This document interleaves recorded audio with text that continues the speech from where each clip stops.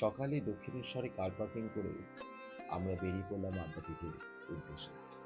আদ্যাপীঠ মন্দিরে সকাল 10:30 থেকে 11:30 অবধি মন্দির খোলা থাকে। মায়ের দর্শন করে, আরতি দর্শন করে আমরা পুজো দিলাম। তারপরে আদ্যাপীঠে আমরা দুপুরে ভোগ গ্রহণ করলাম। সেখান থেকে আমরা আবার দক্ষিণেশ্বর গেলাম। 1:30টার সময় দক্ষিণেশ্বরে মায়ের দর্শন করে, পুজো দিয়ে সেখানেও ভোগারতি দর্শন করলাম। তারপরে গঙ্গাঘাটের দিকে গেলাম গঙ্গা জল নেওয়ার জন্য, হনুমানের কলসিটি দেখতে দেখতে। সেখানে গঙ্গার জল নিয়ে আমরা ফিরে এলাম। ফিরে আমরা কিছু অটো নিয়ে নিজেদের আমরা চললাম দক্ষিণেশ্বর লঞ্চঘাট। সেখান থেকে আমরা চললাম বেলুড় মঠের উদ্দেশ্যে।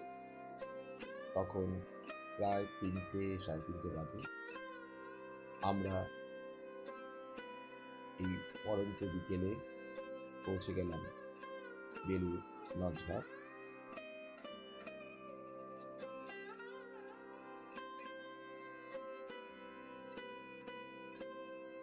সেখানে বেশ কিছুক্ষণ থেকে আমরা বেলুড় মঠ দর্শন করলাম।